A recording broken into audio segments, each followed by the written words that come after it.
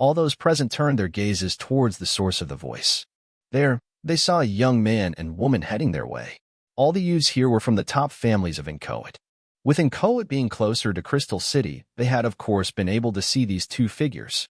They were well known, and this group of people also respected and admired them. These two newcomers were none other than Steve and Brenda, Jack's half-siblings. They had been staying in Inchoate City in the past 3 days. Their aim was finding who in Inchoate City helped Jack. But even after staying here for such a long time, they hadn't found a single clue about it. Furthermore, Jack's moves were erratic that they couldn't follow them at all. Today, they had been invited by the second generation of Inchoate City to participate in the racing competition. This was a weekly major event after all. They had accepted, and that was why they were here. But they had never expected that their brother Jack would also be here. And from what they could see, they found that he was just getting to know these second generation. Now, they knew that he'd no relationship with them. Then, where was he getting the money to buy a sports car? In just a minute, the duo had arrived before the group. As soon as they arrived, the youths immediately began flattering them, wanting to build connections with them. After all, with the help of Alfonso family, it wouldn't be hard for their families to develop. "Young Master Steve, young Miss Brenda, welcome," William said with a smile. He stretched his hand for a handshake, but the duo ignored him, causing him to retrieve his hand awkwardly. The others also went ahead to greet them, but after learning from William, none of them stretched their hands forward. After the greetings were over, the group from the top families in Inchoate City were kind of flustered, not knowing what to do next in accordance to Steve's previous words of Jack not participating in the race. "You guys don't worry that much. We're here to participate in the race. We'll up the race's prizes." Brenda spoke with a smile on her face. Then, she turned her gaze towards Jack, who was standing there indifferently, and said, "Jack, I don't think you should participate in the racing. After all, you're not good at racing. You'll only embarrass yourself, and that's not a good thing." The group of youths were surprised by the fact that it seemed that Jack and the duo knew each other. And from what they could tell, the relationship between them wasn't that good. In fact, it seemed that the two didn't like Jack. On the other hand, Jack seemed not to care about them. Jack glanced at her for a moment before shifting his gaze towards Steve, who was glancing at him with a disdainful gaze. "I already told you that you don't have to worry about me. I can handle myself. Furthermore, my reputation doesn't concern you." Jack's voice was quite cold rather than his usual indifferent one. Alex's words caused the atmosphere to tense. The rich second generation didn't know what to do about this situation. Furthermore, they knew that they were not allowed to interrupt the duo, Steve and Brenda, as the moment that they made them dislike them, the families behind them would surely suffer. "Come on, lil bro, don't be like that. I've known you since you're young, and you've never participated in a race before. So, I'm doing this for your own good." Brenda spoke, ignoring Jack's previous words. The youth's eyes nearly popped out of their sockets. They finally found something that linked the three. It seemed that they were siblings. And they had an argument. Since this was a family issue, they won't dare to put in their noses. On the other hand, they were quite surprised that Jack was a member of Crystal City's Alfonso family. Even George, who was beside Alex, finally had some understanding. He'd previously seen Jack's name being Jackson Alfonso. This was the name on his ID and the contract that they'd signed when he took him in as his new employee. Jack frowned. "It seems that these two are here to cause trouble for me. But there's no way that I'm going to let that happen. I have to participate in the race, and I'll have to win. Otherwise, I won't have enough time to find another place to race before the time that I was given by the system ends. Jack, why don't you just get lost from here? I'm not sure where you got this car from, but I think that you shouldn't participate in this race," Steve arrogantly spoke. Jack looked at him and said, "Why don't we make a bet?" "A bet? Why will we make a bet with a loser like you?" Steve laughed out loud as he looked at Jack funnily. "I know why you guys have been staying in Inchoate City lately. If you win the bet, I'll tell you. If you lose, then you'll have to disappear from Inchoate City tonight," Jack stated. Upon hearing Jack's words, the two turned and gazed at each other. Then, they saw the same glint in each other's eyes. They turned towards Jack, and Steve said, "It seems that your brain is still working well. But what do you want us to bet on? The stakes are already out. We're betting on the race. Whoever wins the race wins the bet," Jack said. After a moment of silence, Steve burst in a fit of laughter while Brenda chuckled coquettishly, causing the boys around to fix their gazes on her with their faces flushed. "Racing? I thought that you had something else that you wanted us to compete in. Never thought that you would choose the department that you're worse in." After laughing for a while, Steve finally couldn't hold it anymore as he mocked Jack. George frowned as he thought of Jack's superb driving skills. He then wondered to himself, if Jack's driving skills were said to be amateurish, then didn't that mean that this Steve guy was far better in driving? He couldn't help but wonder. You betting on it or not? Jack asked indifferently. He wasn't going to prove anything in words. Only his actions could prove his true capabilities. Okay. Let's bet then. Steve laughed again before calming down to reply. After that, George took Jack to the registration area. Although the rich second generation of Inchoate City were sponsoring the race, they weren't the owners of the competition. So, even they had to register to race. This was the rule. After registering, Jack then shifted his focus to his half-siblings. He knew them too well. Even if he won the bet, he was sure that they would go back in their words, and there was nothing that Jack would do them, or so they thought. So, just in case, Jack made a proposal. Why don't we sign a contract? In this way, none of us will go back on our words. The duo stared at him for a moment. Then, Brenda raised her brows and asked, You don't trust your family? Oh no, I forgot that we're no longer a family. As soon as these words were spoken, the youths were surprised. They stared at Jack, wondering why he would be expelled from the family. But at the same time, they stared at Brenda and the same thought ran through their minds. What a black-bellied lady. I know you too well. Jack's reply was simple. Brenda could already guess that Jack was talking about the taxi fare. Jack, you don't have to be that way. Maybe that guy wanted to have more money. I paid him, but he asked you for more. Furthermore, it's not like you cannot afford such a small amount of taxi fare, right? As she spoke, she showed Jack the bank message that showed that she'd transferred $5,000 to the driver. Although Jack didn't know the driver's name, from the date and time, he could already guess that what she said about transferring the money was true. But the purpose, he already knew that it was different. As for her exposing that Jack couldn't afford such a small amount of fare, it was obvious that she was trying to make sure that he was embarrassed. But Jack wasn't going to be embarrassed at all. I don't care about that. Let's just sign the contract to be on the safe side, for me of course. Jack said as he decisively headed towards the area where there was a printing machine. It was a small office. This was the office that was in charge of registration and administration of the racing rewards. After telling them what he wanted, a staff member typed and printed a simple contract. The contents of the contract was simple.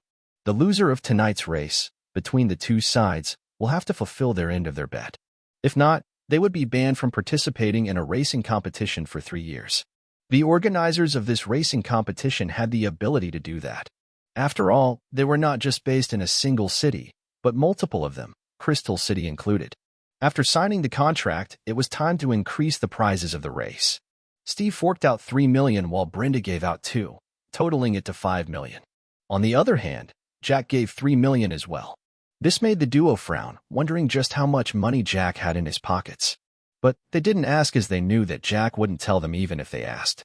They would have to wait till he lost the race. The first position would receive a total of $8 million. The second position would receive $5 million. The third place would get $2.5 million. Now that all the stakes had been placed, each and every one of them that wanted to participate in the racing competition got into their respective cars. Jack got into the driver's seat and George took the co-driver's seat. Then, they waited for the last few minutes to pass so that the race could start. Inside the Bentley Continental GT, George looked at Jack with a serious expression. Although he didn't know what had brought Jack's siblings in Inchoate, it seemed important in that even after staying here with their influence, they could still figure nothing out. On the other hand, what Jack wanted was for them to scram and leave Inchoate City. Just from this, he could tell that the relationship between the siblings wasn't good at all. Steve had said that Jack's driving skills were at the amateur level. George himself had seen how well Jack was in driving. But if that was considered amateur, then that Steve was supposed to be a professional racer. If his boss lost, not only would his reputation be stained, after all, he was the one that had initiated the bet, but also, the other second generation from Inchoate City would likely go against him to please Brenda and Steve. Boss, are you sure about winning this race? He asked when he saw that Jack's face didn't have any hint of nervousness at all. In fact, he'd only seen his boss smile twice, and that was just for an instant. As for getting angry, he'd never seen him get angry at all. The only thing that was usually etched on his handsome face was indifference. Don't worry about that. If I couldn't win, then why would I want to bet with them? I might as well tell them what they wanted to know, or I might as well say nothing and leave. Jack replied while his hands held the steering wheel. George nodded upon hearing this. After all, with the current law, there was absolutely no way that the duo could force Jack to say what he didn't want to say. So, he decided to keep quiet and wait for the time. Just like that, they stayed in the car playing with their phones for Jack and chatting for George. At exactly 6:45 p.m., the engines of the cars roared. And with the roars of the cars, the mountain area was lit up. The lights that had already been set up before were lit, illuminating the racing tracks, of course, just the normal tarmac mountain road. The spectators immediately began cheering for those that they were supporting. There were several discussions on who was going to win the race and so on. As the cars drove towards the starting line, the crowd cheered even louder. After all, that was a lineup of sports cars. There were Aston Martins, Nissan, McLaren, Bentleys, and other brands of sports cars. There were some that had a hobby of collecting the images of sports cars. And this was the right place. Jack drove his Bentley Continental GT to the starting line. He could see that all the cars present were worth at least $1 million and above. Furthermore, the Big Five all had cars worth at least $5 million. By coincidence or not, on Jack's left side of the starting line, Steve stopped there. Brenda winded down the car window as she looked at Jack curiously. Jack hadn't closed the car window, and as a result, he could be seen by the duo. "Are you sure about this, Jack?" Brenda smiled as she asked.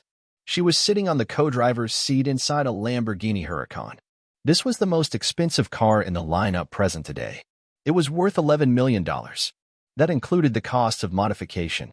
Jack glanced at her before turning his gaze back to the road. He knew that she was just taunting him, nothing much.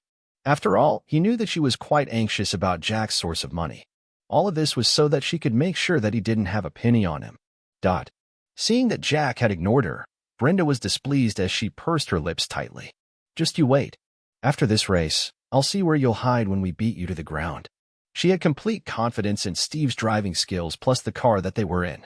Steve had won several races back in Crystal City and could be considered a young genius racing driver.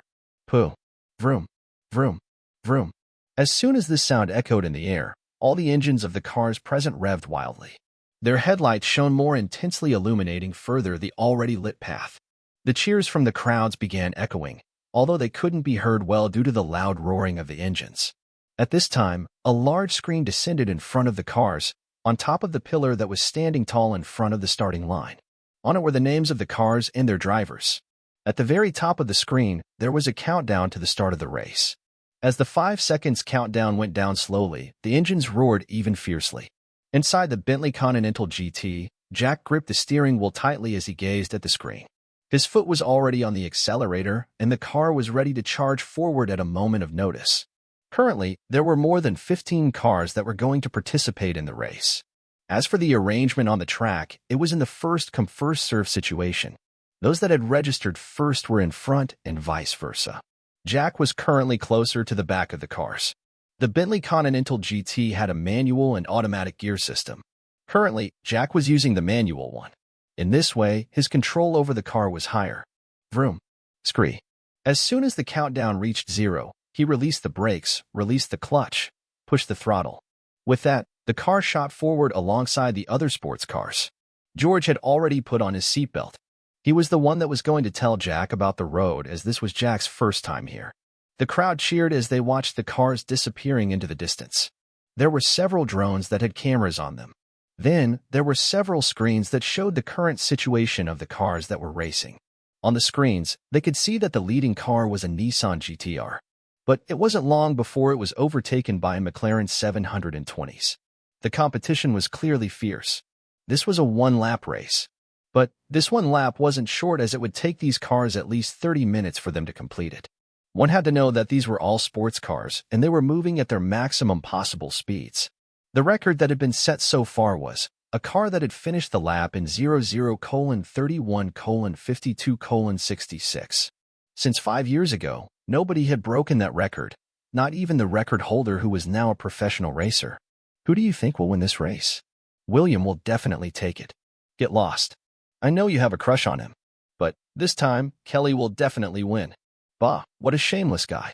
Do you think that I didn't see you sneaking her a few glances? Humph.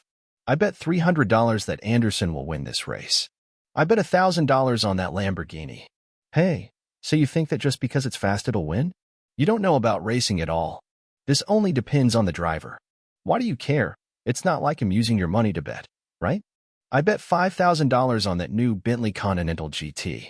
Several people placed their bets on the cars that they thought would win, while others were already daydreaming about what would happen after their idol won the race. On the racing track, Jack was shifting gears like a madman, according to George, of course. Jack's face was currently calm while his eyes were sharp as they focused on the road. His hand moved to shift the gear while the other one remained on the steering wheel. The speed of the car was already past 180 miles per hour, and it was still accelerating. "Boss, there's a sharp corner towards the left about 700 meters from here," George said as he wiped the cold sweat on his face. He had previously thought that Jack's driving of the Bugatti Veyron was already crazy, but now he had to change his opinion. This corner was where the leading characters would start emerging. Currently, Steve's Lamborghini Huracan was already in front of them by about 100 meters. After all, its speed wasn't low, and it was customized for racing. Jack calmly nodded his head in response as the speed of the car began increasing further. In no time, the speed was already past 200 miles per hour. This immediately frightened George to the core. "Boss, did you hear me? There's a sharp corner ahead." George couldn't help but remind Jack about what he just said. "I know," Jack replied, but he had no intention of slowing down at all. This action immediately attracted the attention of the other drivers as well as the spectators. What the heck with him? Does he want to die? This guy is not slowing down at all. Do you think he's gone crazy? This car is new, and so is the driver. Maybe he doesn't know about the track. Ha ha, this fool. He dares to participate in the race without trying out the road. As the audience and drivers talked, the cars reached the corner. Many of them had already slowed down drastically as soon as they were a few hundred meters from the corner. On the other hand, Jack used this opportunity to surpass most of the cars until there were only 3 cars in front of him, Steve's Lamborghini Huracan being among them. They drifted at the corner at a slower speed before accelerating after getting past it. Jack could see that Steve's skills were indeed good as he did a drift. Furthermore, he was the one that led the race after the corner. On the other hand, Jack didn't slow down at all. He knew that his car had a disadvantage as it was not customized for racing. So, he would be using these corners to his advantage so that he could win the race. As soon as he was just tens of meters from the corners, Jack's professional driving skills kicked in. He stepped on the brake to transfer some weight to the front of the car and flicked the steering to initiate the drift. Maintaining the drift by lifting off the throttle to reduce drift angle, he added more throttle to increase it. He then transitioned the drift by slightly over-rotating the car towards the left just before changing the direction, and then lifted off the accelerator. The car slid on the track in such a way that people thought that it was going to turn over. But to their surprise, although the left side tires got off the ground, the car didn't flip. As soon as the car got past the corner, the tires landed onto the ground. Jack then released the throttle at the correct time and eased off the steering angle. Then, he accelerated forward, easily surpassing one of the cars that was in front of him, inside which was the stunned female driver, Kelly.